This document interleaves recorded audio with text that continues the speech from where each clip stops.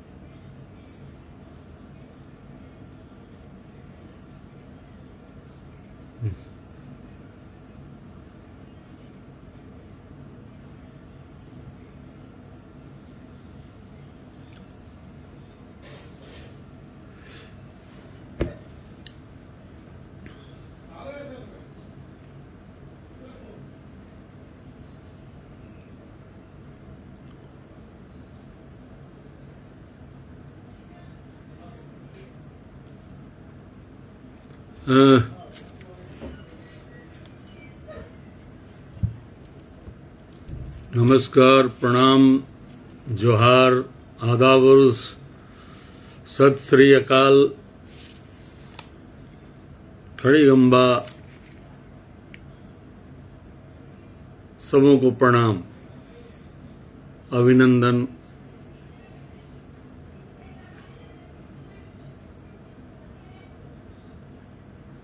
पूर्व से सूचना के अनुसार आज मैं 9:30 बजे आपके समक्ष लाइव हूं और औरंगाबाद संसदीय क्षेत्र के कुछ के संदर्भ में कुछ बातें आपके समक्ष रखना चाहता हूं। पहले मैं आपको ये बताऊं कि अभी मैं पूर्णतया सामाजिक कार्यकर्ता के रूप में काम कर रहा हूं और मैं अभी किसी राजनीतिक पार्टी की सदस्यता मैंने ग्रहण नहीं की है,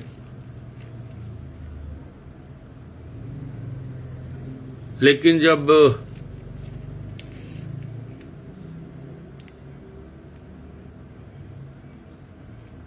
निर्वाचन आयोग ने जब चुनाव की घोषणा की तो एक जागरूक मतदाता की हैसियत से और सामाजिक कार्यकर्ता की हैसियत से मैंने कुछ दिन पहले अपने विचार रखे थे और मतदाताओं को जागरूक करने का एक अपने शब्दों के माध्यम से प्रयास किया था। मैंने आज ये कहा है कि ये जो हमारा औरंगाबाद है वो औरंगाबाद जो जिला है जिसे लोग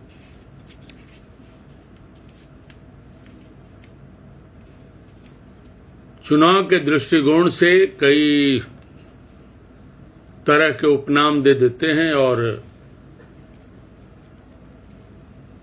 उस पर कई तरह की बातें निकल करके आती हैं। आज मैं उन चीजों पर किसी तरह की वार्ता करना नहीं चाहता। मैं केवल ये बताना चाहता हूं कि ये जो औरंगाबाद जिला है, वो औरंगाबाद जिला में पहले से 1952 से लेकर के आप कहें तो कमोबेश कांग्रेस का प्रभाव रहा था और यहाँ के उयुआगढ़ निवासी परमादरणीय स्वर्गीय अनुग्रह बाबू और सत्येंद्र बाबू, बाद में निखिल बाबू आदि का प्रभुत्व यहाँ रहा था।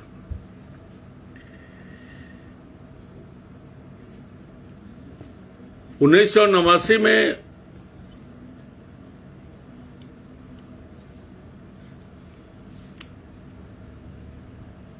यहां सत्येंद्र बाबू चुनाव हारे और लुटन बाबू अर्थात राम नरेश बाबू चुनाव जीते।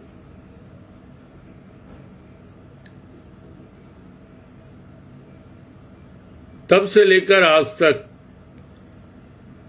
ये जो राजनीतिक परिस्थितियां औरंगाबाद जिले में हैं,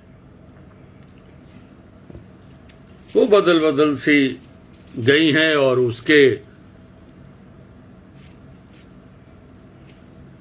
परिप्रेक्ष्य में अगर बात करूं तो कई कारण इसमें आते हैं, जिसमें राजनीतिक प्रबुद्धता या राजनीतिक गतिविधियां या राजनीतिक प्रभाव आदि की चर्चा अगर किया जाए तो कमोबेश व्यक्तित्व और प्रभुत्व के हिसाब से अलग अलग रहे हैं।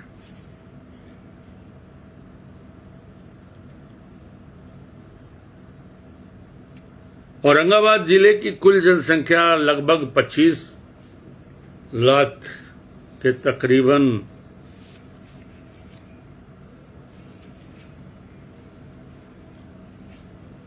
उससे थोड़े आगे है और इसके जो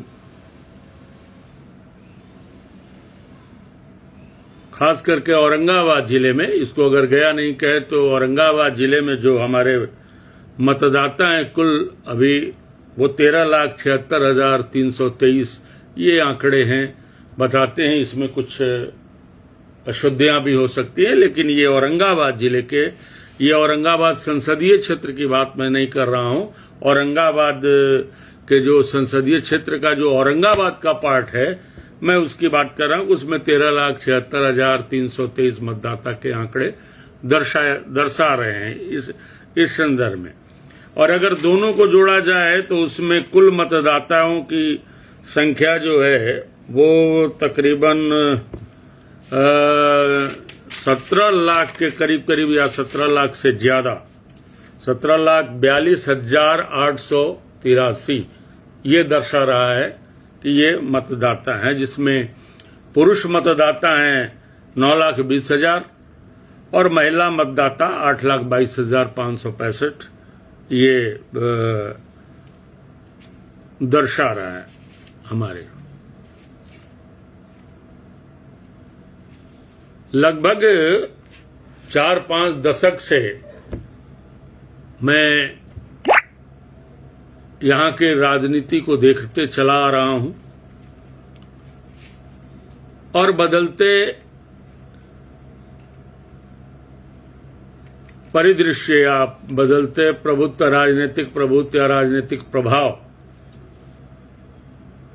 पर भी हमने नजर रखी किसी न किसी संदर्भ में। वैसे मैं भी तब कुछ दिनों तक का राजनीतिक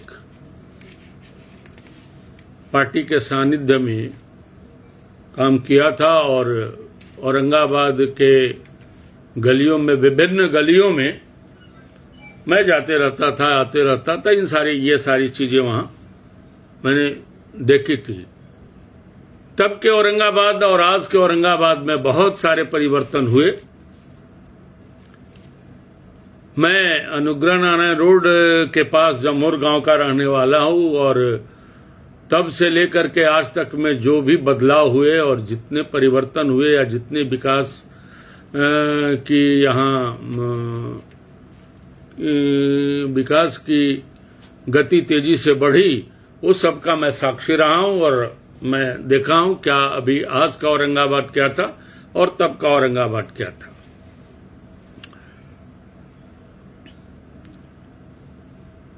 इस संदर्भ में मैं ये बात करना चाहता हूं, आपसे मैं ये निवेदन करना चाहता हूं कि जब कभी भी ये लोकतंत्र हमारा मतलब ये लोकतंत्र हमारा जो है वो बड़ा ही पवित्र लोकतंत्र हम मानते हैं, संवैधानिक अधिकारों से हम ओतप्रोत हैं। हमारे मतदाता जो देवतुल्य मतदाता हैं, वो सभी मतदाता अपने अपने मत दे करके योग्य उम्मीदवारों का चयन करते हैं।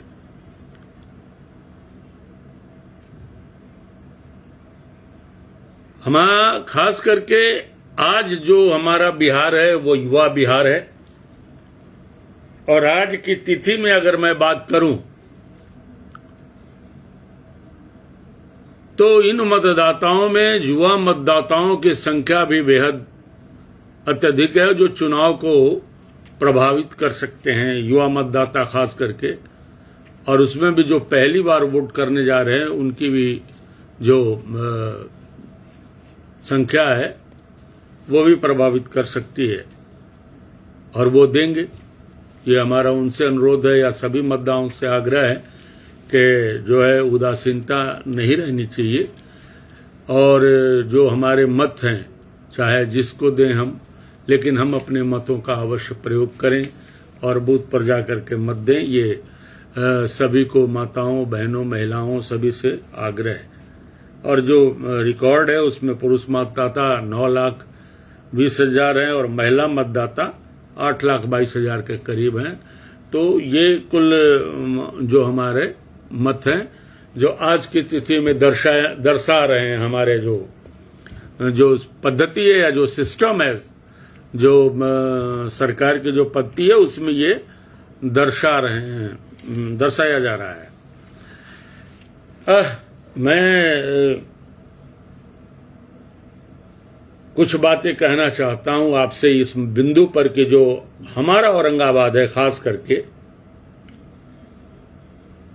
पहले जो चुनाव होते थे वो चुनाव होते थे बिल्कुल मुद्दों पे आधारित होते थे। स्थानीय मुद्दे उसमें ज्यादा हो जाते थे और स्थानीय मुद्दे के आधार पर लोग अपने अपने जो उम्मीदवार होते थे उनका अपने यहाँ स्वागत या विरोध जो भी करना होता था वो स्थानीय मुद्दे के आधार पर करते थे। लेकिन आज चूंकि ये राष्ट्रीय परिप्रेक्ष्य में चुनाव है और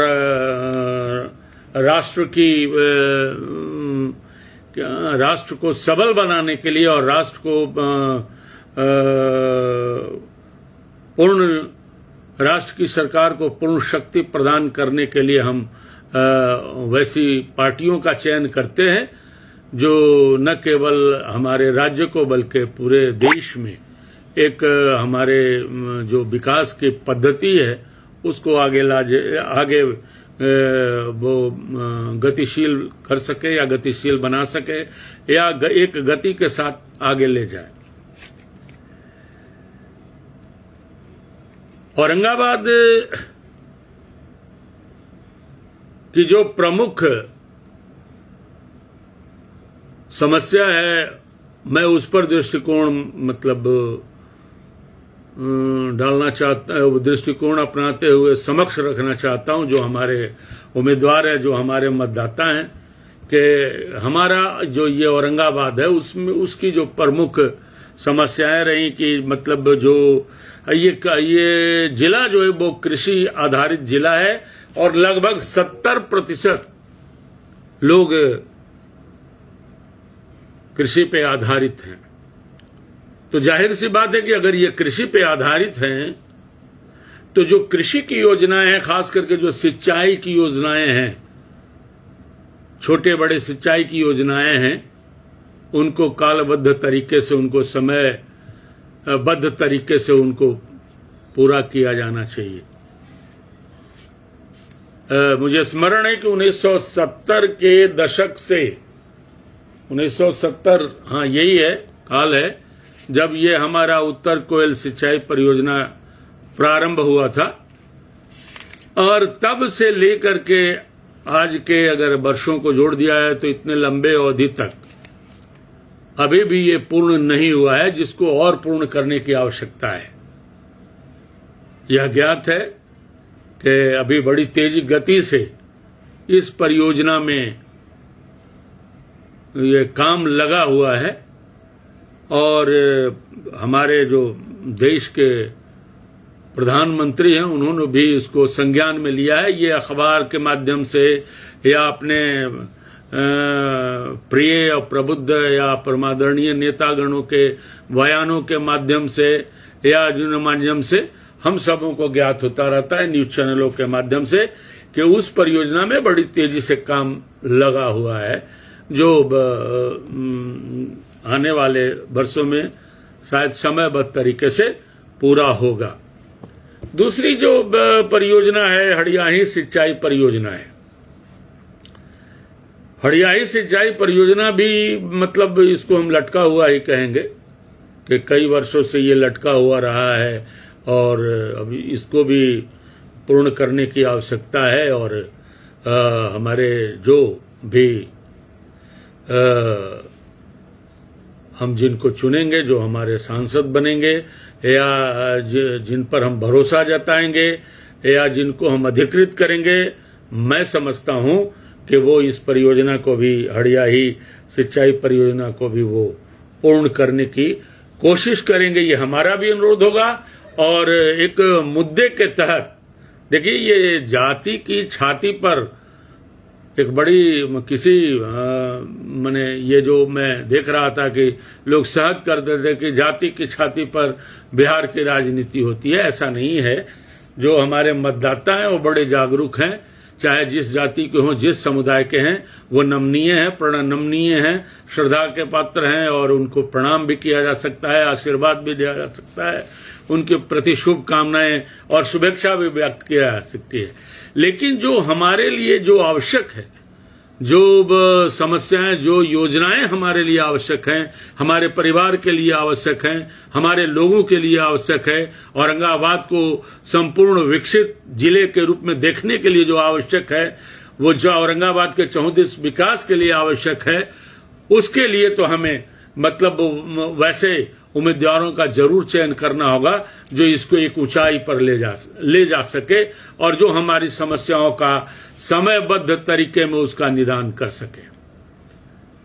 ऐसे चीजों के लिए जो हमारी जो चीजें हैं, जिसमें मैंने अभी आपसे चर्चा की कि सिंचाई परियोजना खास करके औरंगाबाद जिले के लिए बड़ी ही मतलब नितांत आवश्यक बड़ी समस्या है, और उसका निदान परमावश्यक है, और उसको पूर्ण किया जाना अति आवश्यक है।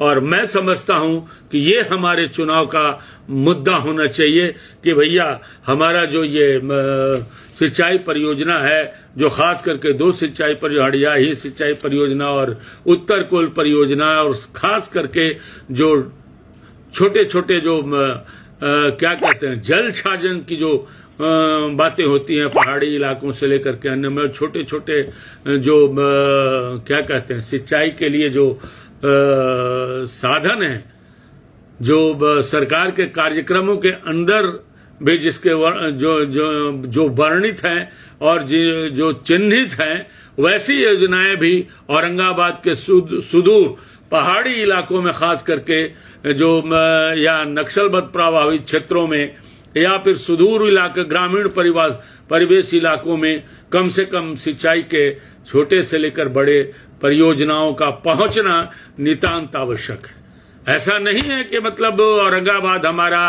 क्या कहते हैं सुंदर सुरुचि भैया भारत तक के देशवा से मेरे प्राण बस ही मखो रे बटोइया। हमारा औरंगाबाद भी वैसा ही औरंगाबाद है। बचपन हमारा बीता है, हम जवान भी यहीं हुए हैं, और हम अब उस ओर कदम बढ़ा रहे हैं जहां हमको देखना है कि हमारे पहले का औरंगाबाद और आज के औरंगाबाद में कितना अंतर है और कैसा अंतर है। आने वाले दिनों में हम साक्षी बनेंगे या अपनी बात को कह सकेंगे, ये हो सकता है और नहीं भी हो सकता है। लेकिन हमारे जो खास करके युवा साथी हैं, जिन्होंने पहले के औरंगाबाद को नहीं देखा है, जिन्होंने औरंगाबाद की गलियों को नहीं देखा, औरंगाबाद के रूप को नहीं देखा, औरंगाबाद के क्षितिज सड़कों को नहीं देखा, अनुग्रह नारायण रोड से औरंगाबाद आने वाले और ले जाने वाले छोटे से गाड़ियों का मजा नहीं लिया, या हिचकोले नहीं खाए, या औरंगाबाद से पटना की सड़क, औरंगाबाद से डाल्टनगंज की सड़क, या औरंगाबाद से बनारस की सड़क, या औरंगाबाद से कलकत्ता जाने वाली सड़क की दुर्दशा को जिन्होंने नहीं देखा है, उनको बताने की आवश्यकता है कि कितना परिवर्तन हुआ है।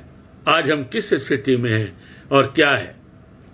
बिजली की स्थिति औरंगाबाद में, औरंगाबाद भैया गर्म स्थल है, या यहां पे गर्म स्थल ही नहीं कहे, यहां हीट वेव चलता है, हीट वेव। और ऐसे परिस्थिति में तब के दिनों में केवल 4 घंटे हमें बिजली मिलती थी, पंखा झूलने से भी काम नहीं आता था, और छत पर सब परिवार हम लोग सोते थे आनंद के साथ।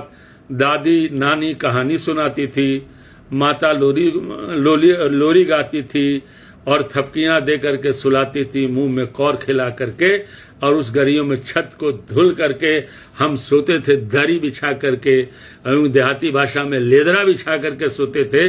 तब भी हमें आनंद की नींद रात में आ जाती थी। और आज की परिस्थिति में हम कितने बदल गए हैं, कितनी बिजली हमें मिल रही है। हमारे सूबे बिहार की सड़कें और औरंगाबाद की सड़कें कैसी बनी हैं, किस पार्टी ने बनाया, किसने क्या किया, मैं इस पे नहीं जाना चाहता। लेकिन मैं जो सौंदर्य है, खास करके जो औरंगाबाद जिले का जो आज के तिथि में जो सौंदर्य है, आज के तिथि में उस जगमगाती रोशनी में जब हम निकलते हैं सांझ को, तो हमारे जो दिलों में उमंग फूटते हैं, जो दिलों में जज्बात भरते हैं, वो औरंगाबाद को देख करके हमें दिल्ली की सड़कें याद आ जाती हैं, और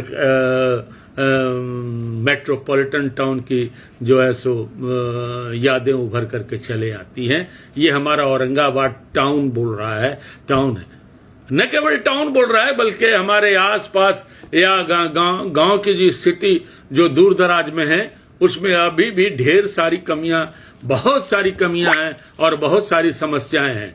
लेकिन अफसोस और आश्चर्यजनक तब होता है जब वो मुद्दे उभर करके और वो समस्याएं उभर करके सामने नहीं आती हैं। आता है तो फलना जात चिलना जात, ये सारी चीजें उभर करके आ जाती हैं, और चुनाव में खास करके ये चीजें उभर करके आ जाती हैं।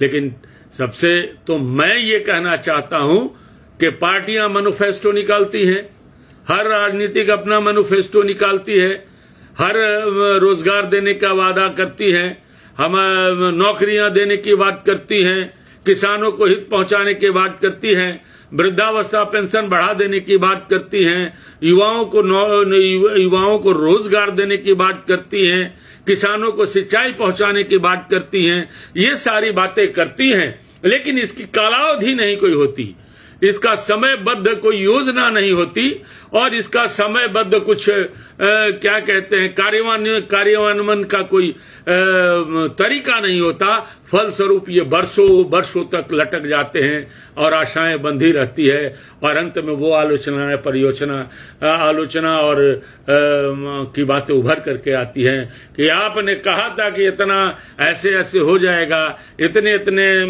चीजें संपन्न हो जाएंगी, लेकिन नहीं होगा। ये चुनाव में भाषण में नेताओं के मुख से निकलने लगते हैं।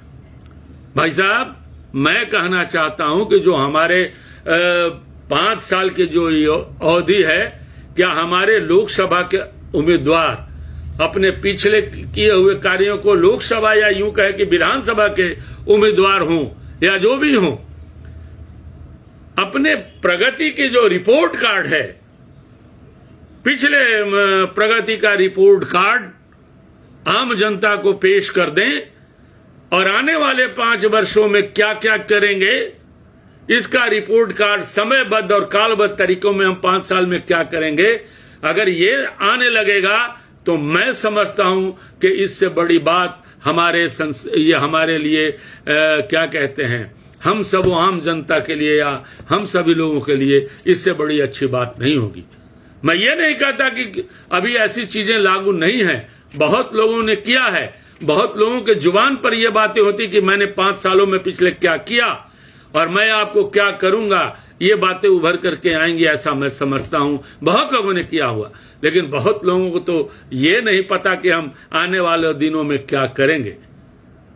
बस वही पूर्वाग्रह की बातें, वो सारी चीजें जो है से होने लगती हैं, लेकिन जो विकास के जो उद्देश्य है, जो आम जनता की चाहत है, जो आम जनता की इच्छा है, जो आम जनता की समस्या है, जो नौजवानों की समस्या है, जो किसानों की समस्या है, जो बुजुर्गों की समस्या है, जो महिलाओं की समस्या है, जो खास करके यहाँ पर रोजगार व्यवसायी लोगों की समस्या है, इन सारी समस्याओं को निराकरण हम एक कार्यक्रम के तहत, चिन्हित कार्यक्रम के तहत, एक कार्य योजना के तहत और एक समयबद्ध कालबद्ध तरीके के तहत अगर हम करेंगे तो ये हमारे लिए ऐतिहासिक होगा और ये हमारे लिए प्रभावकारी होगा और ये हमारे लिए बहुत ही उचित होगा।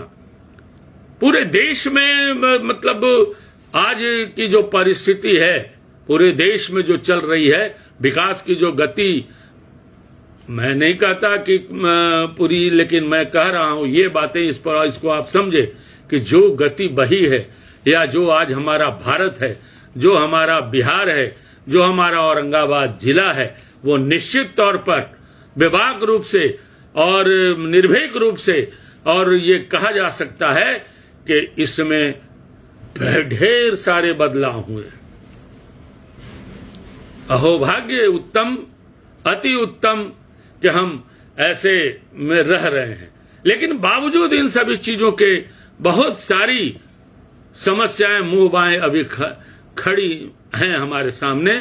वो समस्या है नौजवानों को नौकरी देने की, वो समस्या है बुजुर्गों को पेंशन बढ़ाने की, वो समस्या है जो खास करके जो मजदूर वर्ग के लोग हैं, जो रिक्शा चालक हैं, टालक है, उन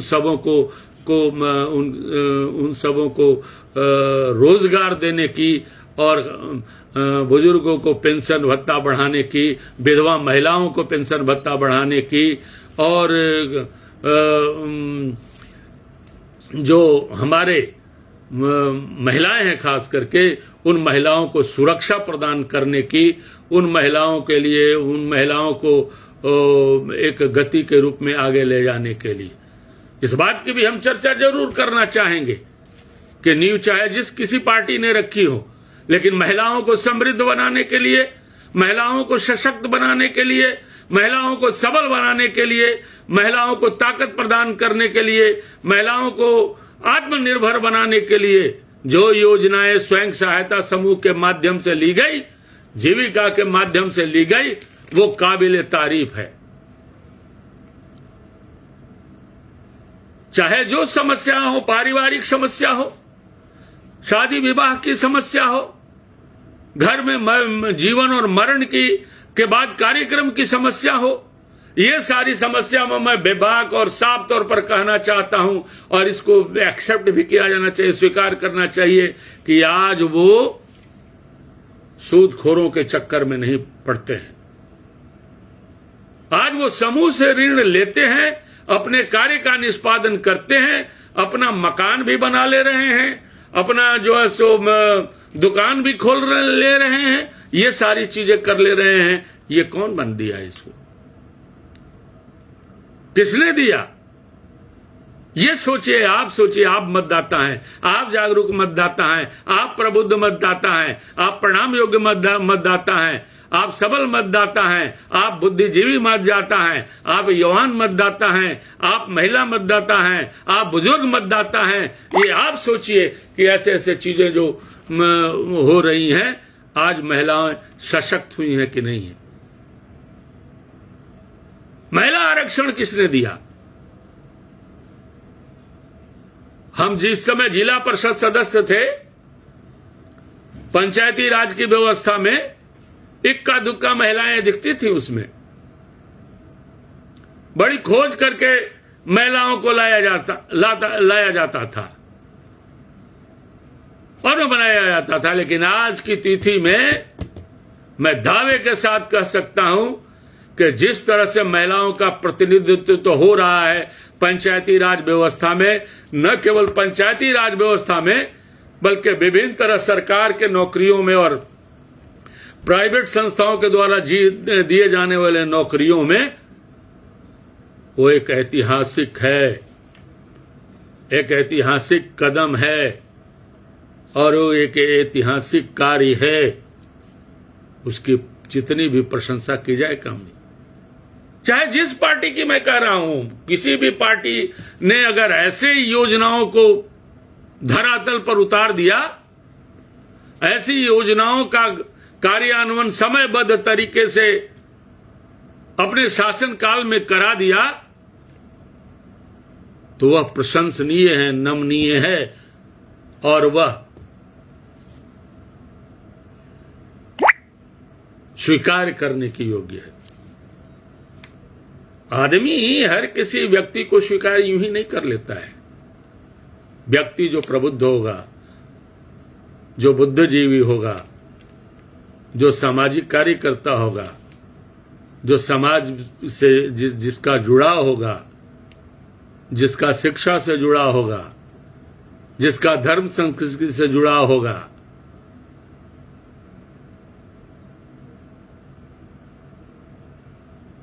जिसका संस्कारों से जुड़ा होगा, जिसके अंदर आत्माभिमान होगा, जिसके अंदर आत्मविश्वास होगा, जिसके अंतर्गत गर्व करने की क्षमता होगी, वो देश के लिए करेगा, वो राज्य के लिए करेगा, वो जिले के लिए करेगा और इससे कोई रोक नहीं सकता है। किसी चीज पर हम गर्व कब करते हैं? तब करते हैं ना जब लगता है कि यह हमारे लिए बहुत ही उत्कृष्ट है, शौर्यपूर्ण है, हमारी शान को बरकरार रखने वाला है, तब उस पर गर्व करते हैं और करना भी चाहिए। ये मैं आपसे कहना चाहता हूं। तो मैं अभी आपसे जो बातें कर रहा हूं, मैं थोड़ा इधर उधर हो रहा हूं, मैं आपसे बातें कर रहा था कि सिंचाई की जो परियोजनाएं हैं, जैसे मैंने बताया कि जो छोटे छोटे जो डैम हैं, छोटे छोटे चेक डैम होंगे, छोटे छोटे खेतों क्यारियों तक पहुंचाने के जो योजनाएं होंगी, उसको धरातल पर उतारने की आवश्यकता है। हरियाणी सिंचाई परियोजना या जो नॉर्थ कोल परियोजना, इसको पूर्ण करने की आवश्यकता है। दूसरा, हमारा जो सबसे बड़ा, मैं तो चूंकि कई महोत्सवों से जुड़ा हुआ हूं, तो मुझे ये गर्व होता है कि हमारे जिले में ऐसे ऐसे स्थल हैं जिनको कब का पर्यटन स्थल के रूप में परिणत कर दिया जाना चाहिए था।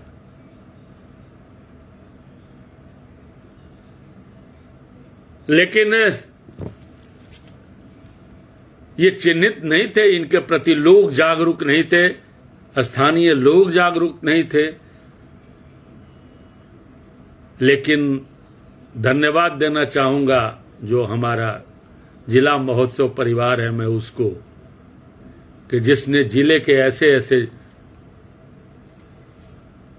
धार्मिक ऐतिहासिक स्थलों को चिन्हित कर आज महोत्सव के माध्यम से न केवल औरंगाबाद जिले में, न केवल बिहार में, न केवल देश में, बल्कि विदेशों में भी इसका प्रचार प्रसार दूर दूर तक ले जा रहे हैं। वे सभी लोग नमनीय हैं जो ऐसे स्थलों को चिन्हित कर रहे हैं, एक सामाजिक दायित्व का निर्वाह कर रहे हैं और सामाजिक दायित्व को निभा रहे हैं कि हम अपने चीजों को देश और दुनिया तक ले जाएंगे। ये एक बड़ी बात है और इसका समर्थन जिले के हर लोगों को करना चाहिए और कहीं भी। और इसी में आज मैं आपसे निवेदन करना चाहता हूं कि जो हमारा ये जो स्थल है देव सूर्य मंदिर, भगवान भास्कर की जो ये चीज, भगवान भास्कर की जो ये नगरी है, उसको सूर्य सर्किट में शामिल कराया जाना चाहिए। मैं फिर कहता हूं कि उसको सूर्य सर्किट में शामिल कराया जाना चाहिए देव सूर्य मंदिर को, और न केवल देव सूर्य मंदिर को बल्कि उमगा, देवकुंड, जमोर विष्णु धाम, गजना धाम, ऐसे कई इस जिले में स्थल हैं जिनको चिन्हित कर और उसको एक पर्यटक स्थल के रूप में परिणत किया जाना चाहिए। ये समस्याएं मैं आपके समक्ष रख रहा हूं औरंगाबाद की खास करके, क्योंकि औरंगाबाद जिले में अगर उद्योग हैं तो हमारी जो संस्कृति है, जो हमारी धर्म संस्कृति है, या हमारे जो ऐतिहासिक चीजें हैं, उसको हम बड़े पैमाने पर लाएंगे। आज हमारे जिले में 3 फैक्ट्रियां काम कर रही हैं साहब, लेकिन CSR फंड उसका कहां जा रहा है? क्या औरंगाबाद जिले में CSR फंड उसका खर्च नहीं होना चाहिए? बड़ी राशि होती है, ये बड़ी राशि होती है NTPC की, रेलवे परियोजना की, या जो सीमेंट फैक्ट्री की, या जो भी हो, एक बड़ी राशि होती है CSR फंड। लेकिन उसका कितना प्रतिशत औरंगाबाद जिले में खर्च हो रहा है, इस पर भी चर्चा की जानी चाहिए कि कितना प्रतिशत करना है। हमारा औरंगाबाद केवल CSR फंड से कई बड़ी बड़ी चीजें यहां स्थापित हो जाएंगी। उस पर आज लगाम लगाने की आवश्यकता है। उस पर आज CSR फंड को चिन्हित कर औरंगाबाद जिले के विभिन्न समस्याओं को निदान के लिए खर्च किया जाना चाहिए।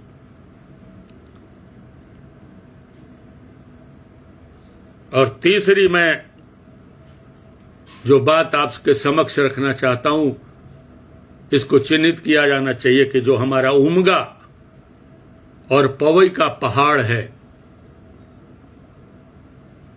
उसका सौंदर्यीकरण बहुत आवश्यक है।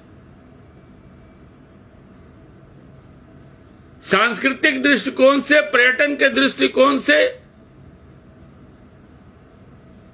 अगर इन पहाड़ों का सौंदर्यीकरण कर दिया जाता है तो सोचिए वो कितने खूबसूरत से दिखेंगे, कितने खूबसूरत से लगेंगे।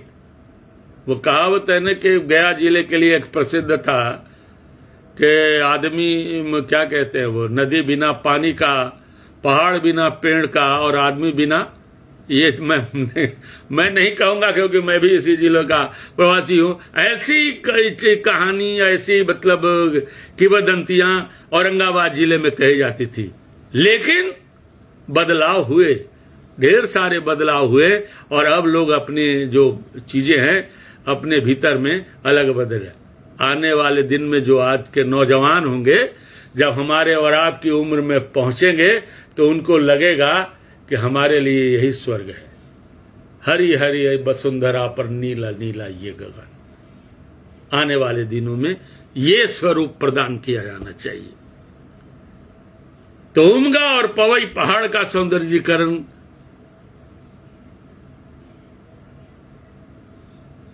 वैसे छोटे छोटे स्थलों पर एक अभियान चला करके कर दिया जाता है तो हमारा औरंगाबाद रहेगा।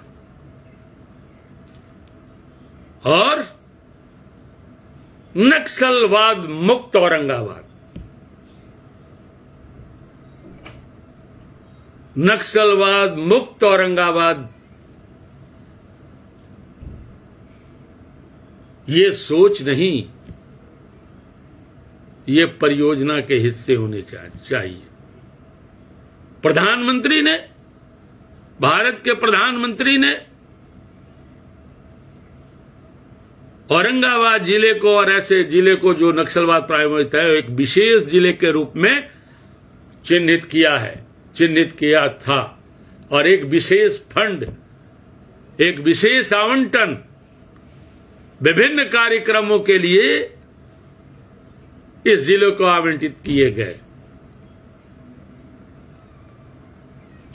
होंगे।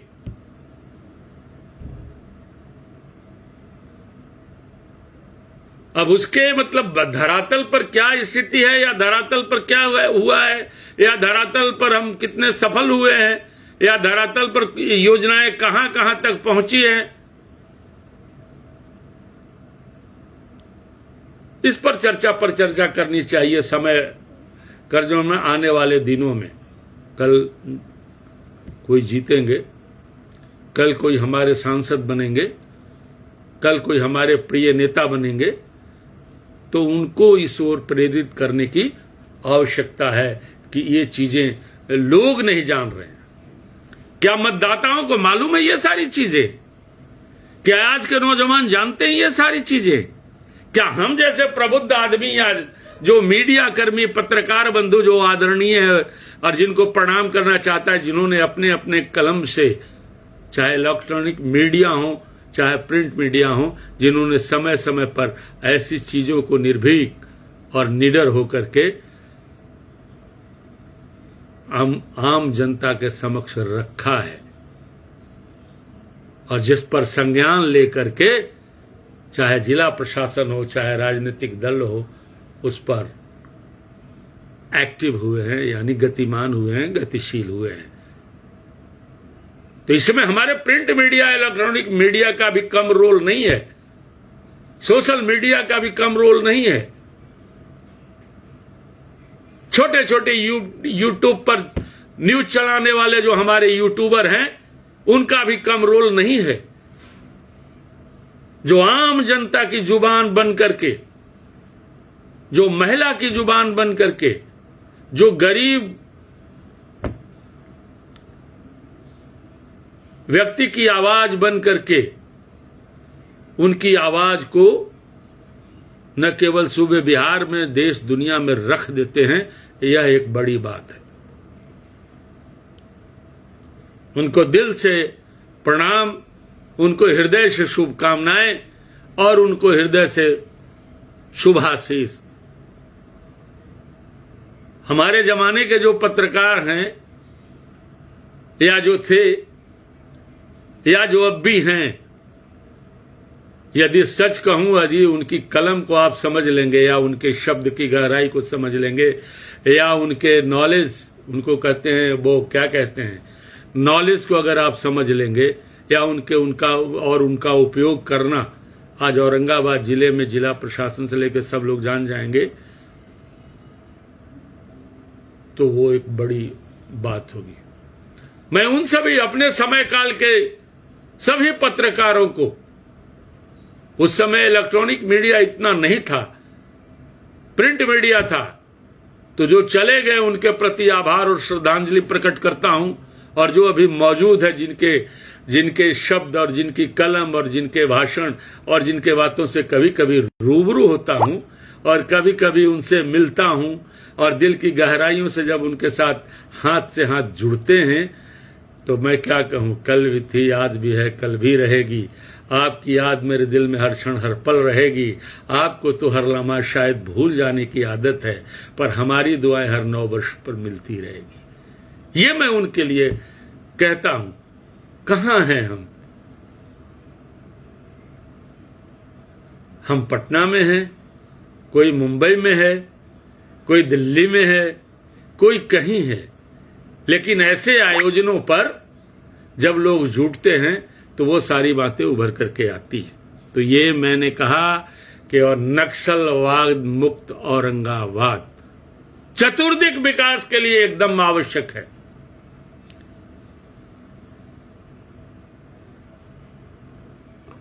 उनकी समस्याओं का निदान आवश्यक है।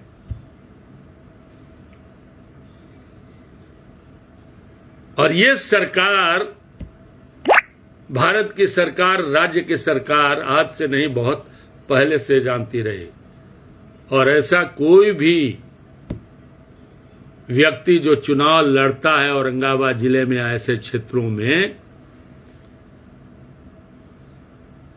वो बखूबी जानता है कि उनकी समस्या क्या है और उनका निदान क्या है या उनको निदान कैसे। ये तो नक्सलवाद मुक्त औरंगाबाद,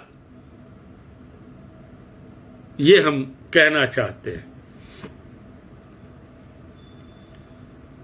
फिर आ जाती है बात मेडिकल कॉलेज की स्थापना पर। यह भी औरंगाबाद जिले के लिए खास करके बड़ी आवश्यक है कि मेडिकल कॉलेज की स्थापना हो। और इसको कौन करेगा? मतदाता तय करे, हम तय करें।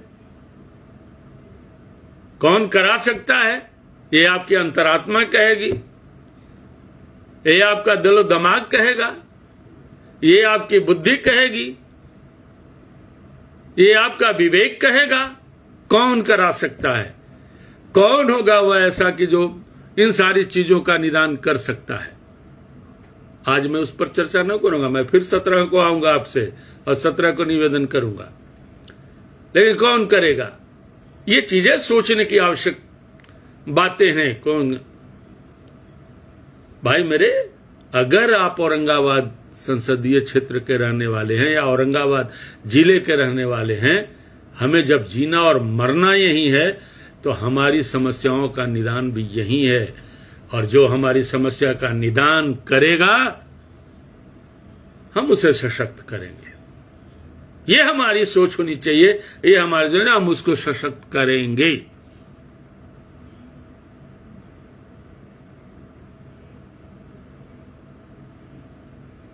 कई ऐसे तकनीकी कॉलेज औरंगाबाद जिले में खुले हैं जिसका लाभ औरंगाबाद जिले के नौजवानों को या युवतियों को, युवक युवतियों को मिल रहा है। और कई ऐसे युवक युवतियां हैं जो अपने इसी तकनीकी शिक्षा के माध्यम से कहीं न कहीं वो इंगेज्ड हैं। लेकिन एक बड़ी चीज है कि जो भारत सरकार की योजना है प्रत्येक जिले में मेडिकल कॉलेज की स्थापना, तो इसमें विलंब क्यों हो? आने वाले 5 वर्षों में मेडिकल कॉलेज की स्थापना भी हमारा लक्ष्य होना चाहिए कि हम औरंगाबाद जिले के चाहे जिस स्थल पर करें, जहां करें, लेकिन मेडिकल कॉलेज की स्थापना हम अवश्य करेंगे। ये भी लक्ष्य होना चाहिए हमारा भी और सब लोगों का भी होना चाहिए। औरंगाबाद मुख्यालय को रेल लाइन से जोड़ने की परिक्रमा आज कितने लंबे अवधि से चली आ रही है। वही पैदल यात्रा करते करते हमारे जो औरंगाबाद जिले के लोग हैं बड़े थोड़े से करते हैं, लेकिन उनके अखबार और प्रिंट मीडिया के माध्यम से सूचनाएं हम लोगों को मिलती हैं। इतने क्या कमजोर हो गए हैं क्या हम लोग? औरंगाबाद से लेकर के पटना जिले के जितने जिले वाले लोग हैं, क्या इतने कमजोर हैं कि हम सरकार पर, अपने नेता पर, अपने सरकार पर, भारत सरकार पर हम दबाव नहीं बना सकते? एक छोटे छोटे अमाउंट दे करके हमें वो बच्चों को खिलौना दे करके बहलाने वाली बात जो कर दी जाती है, क्यों नहीं हम इसको और इस राशि को बढ़ाते हैं? भाई पटना बिहटा रेलवे लाइन परियोजना कोई ये आम लोगों के लिए जल्द सुलभ हो जाए, अगले 5 सालों में सुलभ हो जाए। संसद के पहले ही सत्र में, पहले ही बजट में इस पर अगर चर्चा पर चर्चा हो जाए, एक समयबद्ध तरीके से किया जाए, लड़ने की भीतर में ताकत वो पैदा हो जाए कि भैया ये काम अगर आप नहीं करेंगे तो फिर ये सरकार पर दबाव कौन बनाएगा? जिसकी सरकार होगी राज्य सरकार के प्रेरणा से या जो भी हो। ऐसा नहीं कहता कि विपक्ष में वो ताकत नहीं होती कि वो किसी कार्य को संपादन न करा सके। मैंने तो ऐसे वैसे विपक्ष में लोगों को, लीडर को देखा है, नेता और उपनेता को देखा है, जिनके एक फोन से शासन के बड़े बड़े अधिकारी हिल जाया करते थे। विपक्ष में भी ये ताकत थी और सत्ता पक्ष की तो बात ही मत कहिए। तो ये पटना बिहटा जो रेल परियोजना है उसको क्यों नहीं पूर्ण किया जाना, क्यों नहीं हो सकती है? आज हम जमोर निवासी अनुग्रह नारायण रोड स्टेशन का सौंदर्य जरा आकर के देख लीजिए साहब। इच्छा शक्ति जागृत हुई, लोगों ने दबाव बनाया, कई ट्रेनें रुकी, उसका सौंदर्य देख लीजिए। आने वाले दिनों में भी आप देखिएगा आहा क्या उपलब्ध है और उससे क्या फायदा जमोर को लोगों को मिला है, मैं इसकी चर्चा बाद में करूंगा। लेकिन इन योजनाओं के आने से, सड़कों के गुजर जाने से, बड़े बड़े परियोजनाओं को धरातल पर उतर जाने से स्वतः रोजगार उत्पन्न हो जाता है, जमीन के भाव बढ़ जाते हैं, किसानों के महत्व बढ़ जाते हैं। लेकिन सुदूर गांव में तो कोई नहीं रहता, उनको तो सिंचाई की योजना ही चाहिए भाई, उनको पानी चाहिए, उनको फसल का उचित मूल्य चाहिए, उनके क्षति फसल के जो बर्बाद होते उसकी क्षतिपूर्ति चाहिए, उनको समय पर खाद और पानी मिले। वो ऑर्गेनिक खेती, रसायन मुक्त खेती जो इसको कहते हैं, उर्वरक, वो जो रासायनिक उर्वरक मुक्त खेती कैसे करें ये होना चाहिए। छतों पर बागान कैसे लगे, ये बड़ी सारी योजनाएं जिनको आज औरंगाबाद के धरातल पर उतरनी चाहिए और इसके लिए सक्षम होते हैं। औरंगाबाद हमारा सुदीर्घ, सुंदर, सबल और बहुत ही उत्कृष्ट औरंगाबाद हमारा है, जिसकी इतिहास और इस औरंगाबाद में बड़े बड़े लोगों की ये जन्मभूमि भी रही है, स्वतंत्रता सेनानियों का गढ़ रहा है।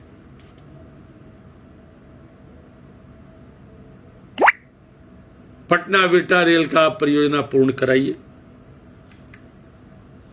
और जब ये सारी चीजें हो गई, इतने बड़े बड़े यहां इंडस्ट्री लग गए, यहां चीजें हो गई, यहां कॉलेज हो गए, यहां बैंकों का भरमार हो गया, यहां पैसों का बहाव हो गया, तो यहां एयरपोर्ट क्यों नहीं हो सकता?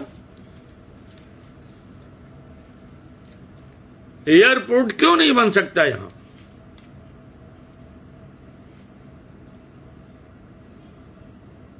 औरंगाबाद एयरपोर्ट भी नितांत आवश्यक है, क्यों नहीं हो सकता यहां औरंगाबाद में एयरपोर्ट?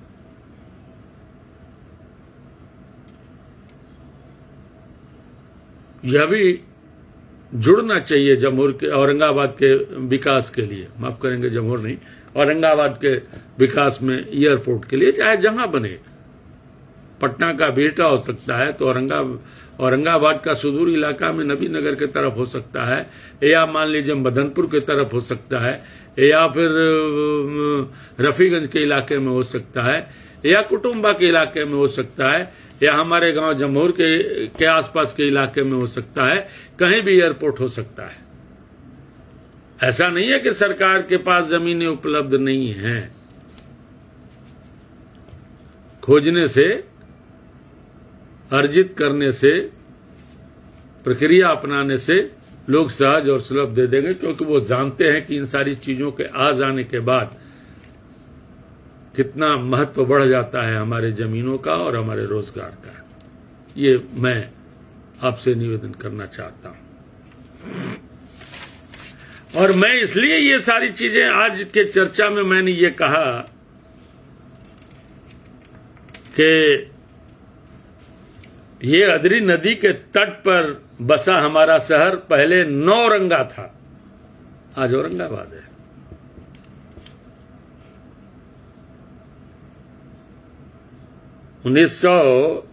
मुझे वो याद है कि 1973 में मगध के यानी गया से अलग होकर के हमारा जो जिला बना।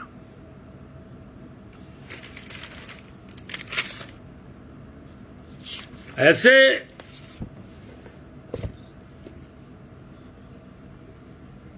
चीजों के लिए, या जो खास करके इन चीजों पर प्रभावकारी ढंग से काम करने के लिए जो सबसे बड़ी ताकत और जो सबसे बड़ी बात और जो सबसे बड़ी आत्मशक्ति होती है वो हमारे कार्यकर्ताओं में होती है, चाहे जिस पार्टी के जो कार्यकर्ता हों।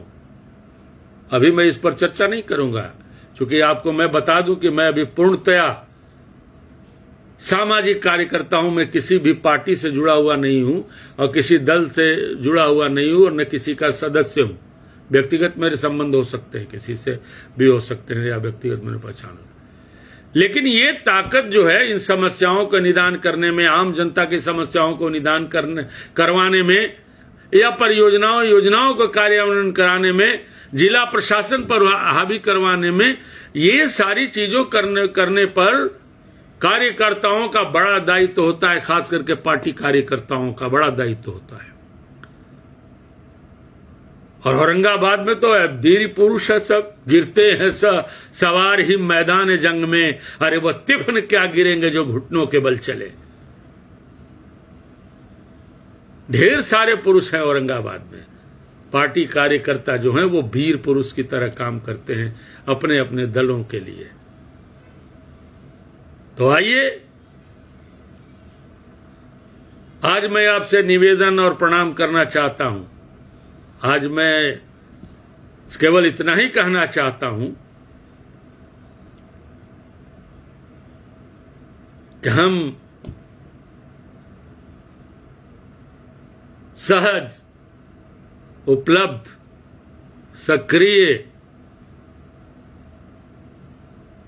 जन समस्याओं को चिन्हित कर समय समय पर लोकसभा में अपनी आवाज बुलंद कर सके, ऐसे ही नेताओं का चयन करना है। एक जागरूक मतदाता हैसियत की हैसियत से मैं आपसे निवेदन करता हूं और आपसे प्रणाम करते हुए निवेदन कर रहा हूं, कभी उदासीन मत होइए। ये जो 19 अप्रैल का दिन है ना, चुप रहिए, खामोश रहिए। ये जो समझदार मतदाता होते हैं ना, ये उनका गुण होता है। चुप रहिए, खामोश रहिए, लेकिन मतदान जरूर कीजिए। बूथ पर जरूर पहुंचिए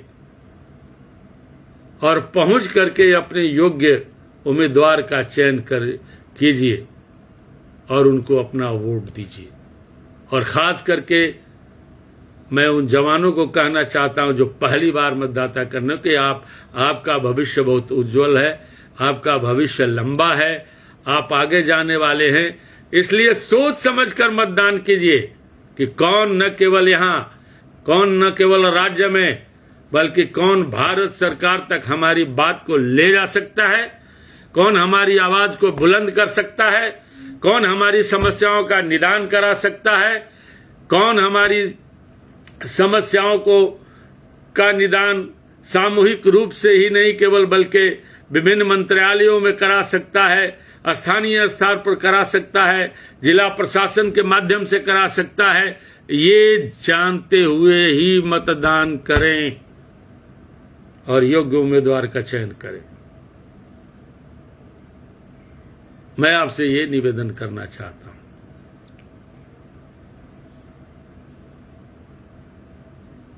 किसी शायर ने कहा है, और एक गाना बड़ा मशहूर है, एक शायर ने कहा, रोज तारों की नुमाइश में खलल पड़ता है।